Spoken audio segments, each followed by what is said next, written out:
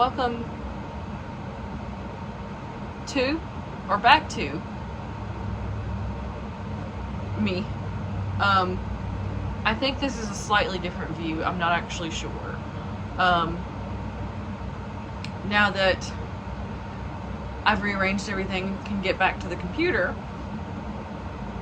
I can do videos again, because I moved furniture around and blocked my way out of my computer and then procrastinated for 2 years. But I think this is good timing, considering that at the time of which I'm filming this video, TikTok ends in 4 days. 5 days, most likely, at the time I'm filming this. 4 days of most likely when you'll see this. And apparently everybody's coming to YouTube. You haven't missed anything on my TikTok because I didn't post very much book content on there. But I think it's a good time frame to jump back on my bandwagon. So here I am. Riley's back. She wanted to be the star of the show. And I think I'm just going to recap everything that I've read since I left off 2 years ago. I may overlap a couple because I went back to my most recent reads video and I picked up where I left off there, because everything since then had been hauls or unhauls, or maybe a tag or two. So we're picking up where I left off when I had She Who Shouldn't Be Named. So that's what I've done, and I had to actually pull out the reading journals to keep up with it, and then I had to make a note in the back of one of them of all the books I read. But I did not, in fact, go pull them off the shelves. Some of these I'm looking at and I know for a fact that I've unhauled them or sold them, traded them in, whatever I did with them since that video, so I most likely don't have them. So a lot of these, it's been a while, so I don't know that it'll be as in-depth as maybe it should, but I'll do what I can. So I'm just gonna jump right in. And let's see if I can read my own handwriting. So it looks like the last book that I read from the last time that you saw me was Tender as the Flesh. I think everybody's heard of this book. If you haven't, here you are.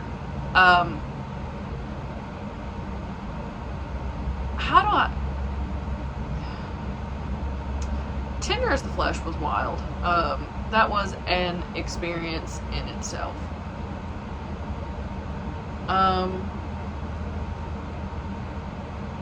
Yeah, me too, Riley. I personally really liked it. It was a little bit gruesome at some points, but if you don't know what Tender is the Flesh is about, it is... I don't know how far into the future it's set, so I'm not sure if it qualifies as dystopian, but it's set in the future, and all animal meat has become poisonous and is unable to be consumed anymore. So the world has now evolved to eating human meat and cannibalism, and there's actually, like, many of the meat producing factories have turned into... Is it meat producing factories? Like, they're not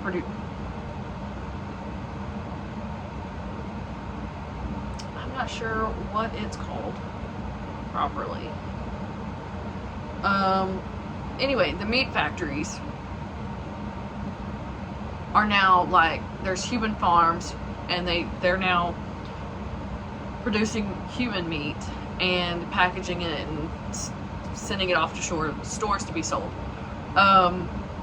And it was originally written, I think, in Spanish.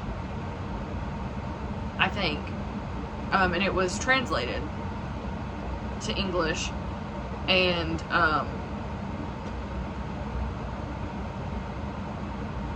that was a ride. I'm not sure if it qualifies as horror or if it's a literary fiction, but I will say there are some pretty gruesome details in it, specifically the chapter that gives you the tour of the meat plant. However, it was very interesting, and I think if you can stomach it, I think it's a good read, because it is quite an interesting read. That's really the best description I have, is calling it interesting, to be honest. I just closed this notebook and lost the page I was on. Anyway, I found it. I gave Tinder's the Flesh 3 stars, and it has stuck with me for quite a while. And I thought often about going back and upping it to 4 or 5, but I never did. So this is per my Goodreads, is that I rated it 3 stars, but I had often considered changing it, so that's where we'll leave that one. The next one I read, I'm not sure if it qualifies as a short story or novella. I'm gonna call it a novella, but it was The Sundog by Stephen King, and I forgot the little kid's name, but this kid gets a Polaroid camera for his birthday, and every time you take a picture, there's a dog in it, and the dog gets closer and closer every single time you take a photo. And the story pretty much unravels from there, that there's a paranormal being in the camera. So it's a novella, so I can't say too much without giving the whole story away, but the kid and his dad go on an adventure to replace the camera and / or fix the camera so that they can use it / figure out what's wrong with it, because any picture you take just prints out a picture of this dog in a yard, and it does not capture what you're actually taking a picture of. So there is that. The next one that I have read since then was Things Have Gotten Worse Since We Last Spoke by Eric LaRocca. And I went on a deep dive to try to find this book on the internet, because I decided I wanted to read it, put off buying it, and then apparently it went out of print in the cover that I wanted. So I had to go on a deep dive to find out, A, that it had been taken out of print, and people were also looking for that cover, so there was that. But I had turned on email alerts on thrift books for that specific cover, so that if they got one in, that I would buy it. And I want to say like a month later, if that, I got an email that they'd gotten one in and that it was posted for $11, and I snatched it for $11, and everybody else was out here paying $70 and above for that book. So that's not important, but I got a good deal on that book. So there's that. That was also this book is also a novella, and it takes place in an early 2000s chat room, and it really just takes off from there. Trigger warning, there is animal cruelty in this book, and that is the most gruesome part, in my opinion, of the entire book. And obviously I can't say any more than that without spoiling it, so that's where we're going to leave it. And I think I had a higher expectation for this book. A lot of these books, I think either I had too high of an expectation or I dragged it out too long because I was struggling there for a minute. But regardless, many of these books have a very similar rating, but I think a lot of books I drug them out. But this one in particular, I think I drug it out too long, and I think I expected more. Excuse me. They can't see me. I mean, I know, but anyway, I think the camera cut off, like it kind of paused filming, so I'm not sure if that glitched or not. But anyway, I can't give away any more than that without essentially spoiling the book, but I did give it 3 stars. I think I went into it expecting more, or I don't like, maybe too high of an expectation, but I think I expected more than what I received due to it being a novella. I just, there was a little bit of a romance, and I don't know if this was intentional, but I felt that it was a little bit too rushed for it to be a novella. Like, there was no development here, but then another part of me really thinks that was kind of the point. So, do with that information what you will, but I think it was a me problem all the way around, but I do think if it had been a little bit longer, I think it would have gotten a higher rating for me personally. But it's been a while, so I'm just trying to remember all of these things. The next one we have was one that I did read pretty fast. And we all know this one. If you haven't heard of it, I don't know what rock you're living under, but it was Verity by Colleen Hoover. And I think back when I read this, because I remember talking about this book on camera, and I don't know that I ever posted the video, so I think I filmed one and then just didn't post it.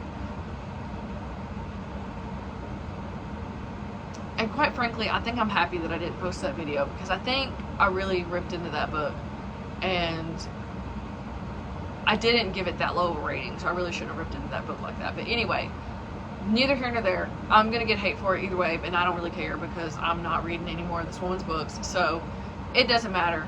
But essentially, I did fly through the book, so it had a really good pace to it, compared to the other books that I had read.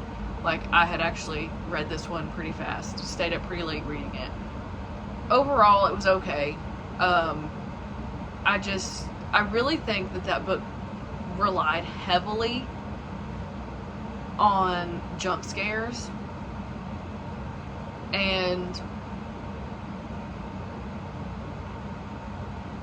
like, when I think back on it, there was a lot of potential there for it to do the story to do so much more, but overall a lot of things to me didn't get resolved, and it was an open ending. But I do think that it relied way too heavy on the jump scares. So, and the open ending is, I think, what causes many people to give it the low rating that it does, because it is kind of the ending is rushed and it's kind of sloppy. So, there's that. But anyway, the next one I read was also a novella. I think more so considered a short story, because it was, I don't really know, because it was really short. I don't even think it was 100 pages. But it was The House on Abigail Lane by Keelan Patrick Burke. I don't think I've said authors' names to some of these, but anyway. The House on Abigail Lane, I definitely stretched it out way too long. It should have been read in one sitting. And I think I read it over the course of like 3 or 4, over the course of well over a month. So I do think that this one should have been read all in one time. So that was my bad. But I gave this one 3 stars. And I don't think it was bad. I don't really have a complaint. I do think that this one was one that also could have been longer. I think it was good. Like, the length of it was really good, but I do feel that if it had been longer, it would have still been good. So I think there was potential there, but it was not a bad read. But I do think it could have been longer. The next one I read was actually per a very strong suggestion from the independent bookstore that I used to go to quite frequently, but sadly they closed because they bought a house. But they sent me a text or an email when they got this book in, because they really wanted me to read it. And it was The Last House on Needless Street, and I think I for sure sold that one. because it was maybe I still have it, but I'm pretty sure I sold that one. But this one was another one that I 100% should have not drug it out so long, because I think it would have been a better story for me personally, because I had a lot of confusion, and I don't think I followed it as well as I should have, but overall it was pretty good. It was a good story, and I did have some confusion on the different points of view that were going on and some of the different timelines there, but mostly like the point of view, because I don't think I ever got the answer that I wanted, mostly because I don't think that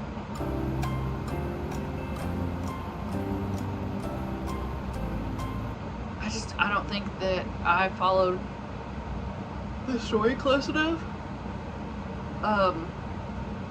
It was good. I think there was too many main characters, personally. And I had confusion. Yeah, I probably could reread it, but ultimately I had confusion. I don't think it was bad. I think it was really good. I just didn't give it the attention that I think it needed. But I gave that one 3 stars as well.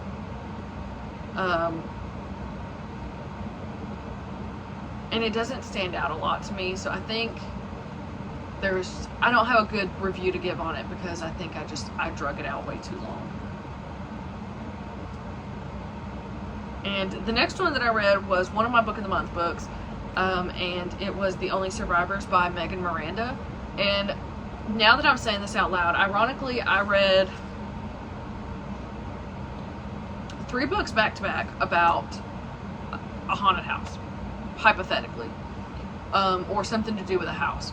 But The Only Survivors is about a group of people that this terrible tragedy happened to them 10 years ago, and they meet up at this same house in North Carolina every year on the year anniversary of the event, and that's kind of how that goes. But one year, it seems like they're kind of getting, it seems kind of like people are getting plucked off one by one, or singled out. So there's some weird things going on. And I did enjoy this one. I do feel like there was definitely a lot of unanswered things. I feel like a lot of things were not finalized, were not closed. I do think it was okay. I do remember quite a bit of the details to this one. I think I gave it a little bit more attention than I did the other books. I do just feel that we didn't get all the answers to the questions that got opened, but overall, it was a good book, and the twist at the end, I personally was not prepared for. Other people probably saw it coming, but I personally did not. So, and I gave that one 3 stars. I don't know if I said that already. And then the next book that I read, I devoured. I flew through it, was not prepared. It didn't blow my mind, but I was not prepared. And that was Bunny by Mona Awad. I don't know what I thought this book was, but it was not what this book was. And I love Bunny. It was weird. That's the only description I have for it. I feel like every person that I've ever seen give a review, or anybody that's ever talked about this book, they all say it's weird. And it is. It's weird. And it just progressively gets weirder. And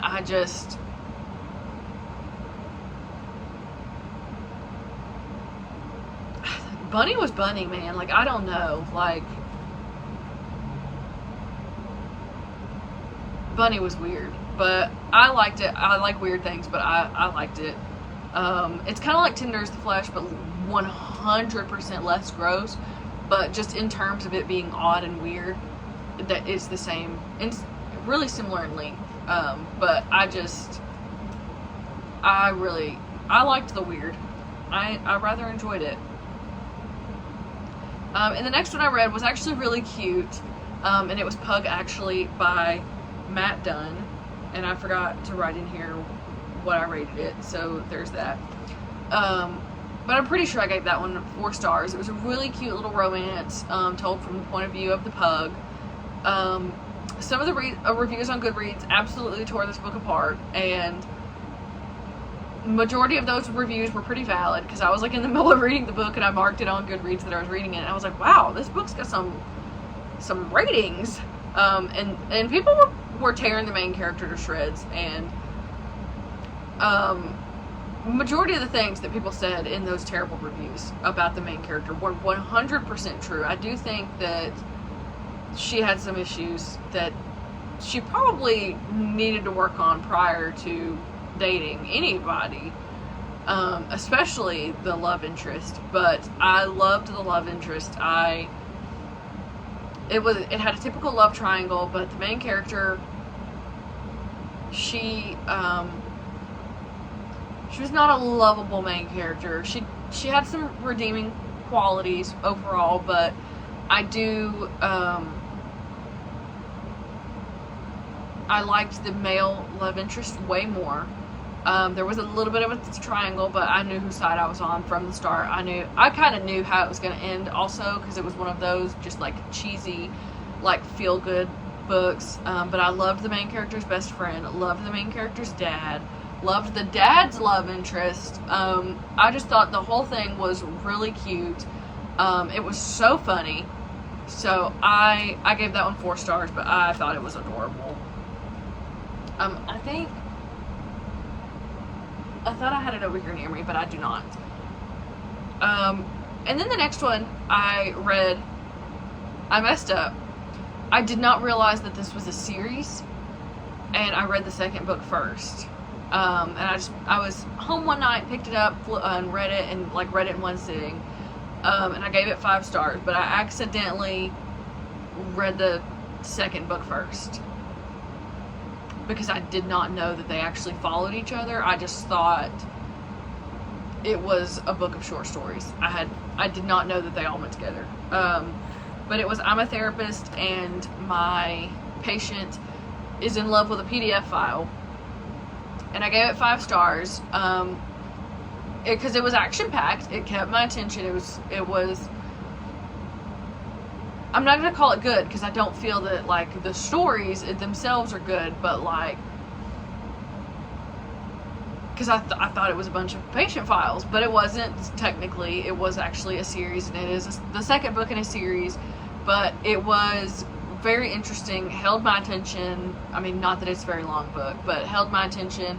Did not feel like I read a whole book in one sitting, and it was very fast-paced, and there was that. But then I caught up, and I went and read the second book, and it said, I'm a therapist, and my patient is the next school. And I gave that one 3 stars. It was okay. It did not keep my attention as well as the first book did, but I'll tell you what, one thing that both of those books did, and that was satisfied my ADHD brain. The way they were written really worked for my brain. I loved that. I'm gonna give both of those books that compliment right now. And the next 5 books I read, I counted them individually on Goodreads, but I'm just gonna count them as a whole here, mostly for time's sake. But I did count it as 5 individual books on Goodreads.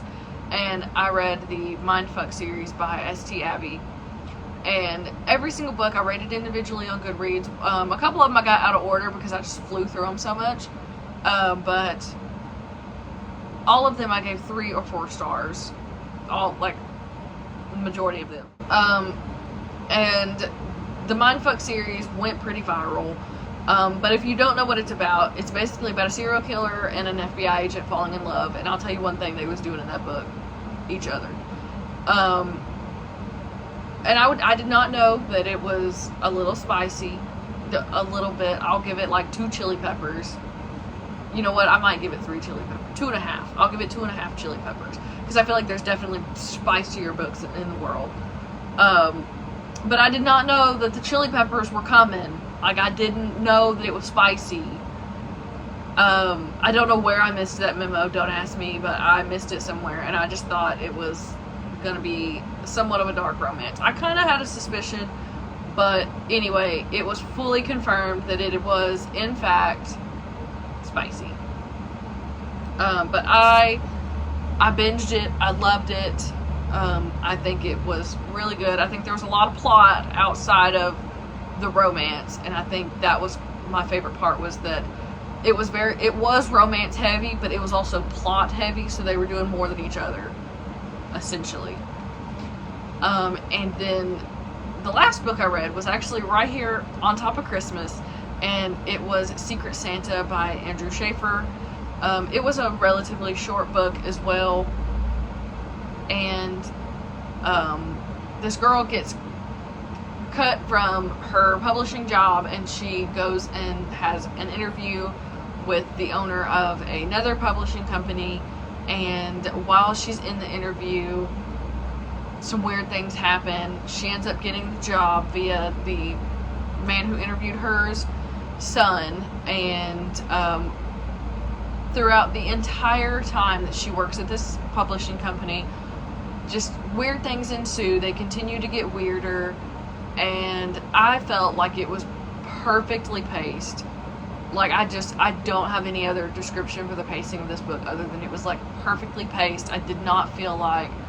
I read it in 2 sittings, but I read, like, 80 to 90% of it in one sitting, and I did not feel like I read the whole book in one sitting. It was timed and paced so perfectly. The story flowed so well. There were no slow moments for me, and I gave it 4 stars. And then the last book I read, which I finished this one the other night, which is part of what inspired me to make this video again, but the timing just ended up working out how it worked out. But I read Bird Box by Josh Malerman, and it's been years since I watched the movie. I watched the movie when it was, like, brand new on Netflix. So one of the main reasons that I waited so long to read it, because I've owned the book for a while, was I wanted it to be... I did not want to watch the movie and then turn around and read the book, so I wanted things to still be pretty fresh. And I liked this book. The timeline's flipping back and forth, and they didn't, like, tell you that they were flipping back and forth. I do feel like it made the story flow faster, given that, you know, I mean, everyone knows that she was on the river trying to, you know, get to civilization, I guess. Like, she was trying to get help. So it was like, you know, beginning in the house. If you've seen the movie, you know that there was a portion in the house, there was a portion on the river, and it flipped back and forth in between those 2 timelines. And the only complaint I have, because I didn't mind the timeline flipping, but I do think that there should have been, like, a warning on the chapter title, like on the header of the chapter, like the little header. I think it should have said what timeline it was in, because you would have maybe a chapter or 2 in one timeline, and then it would just flip to another one, and it wouldn't tell you that you're reading it. So sometimes the wording can get a little confusing if it's flowed a little too well with the previous timeline. But overall, I liked it. There were some differences that I 100% spotted from the movie. And honestly, like, I think some of those differences, like, I would have liked to have seen in the movie, but I would wait to, if I would not, like, watch the movie and then read it. So I'm glad that I did wait, but I did enjoy it, and I actually finished it and cried a little bit when I finished it, just because, like, I felt, excuse me, do you have something to add? I felt Mallory's, like, anxiety level in the last few chapters. Like, it was just so high. Again, I will give a trigger warning. There is some animal violence in this book. That is one of the biggest negative things I have to say. Is there's one chapter that I do feel was completely unnecessary to the story. It answered the question of what happened to a character, but I personally just feel that it was completely unnecessary to be as gruesome as it was. Personally, just saying, I won't give detail because it's pretty deep into the book, but if you've read it, you know, but I will give that trigger warning that is in there. And that is all the books that I've read recently. I'm gonna try to get back to posting regularly again, but anyway, after my 2-year hiatus, I hope you enjoyed this, and me and Briley will hopefully see you next time.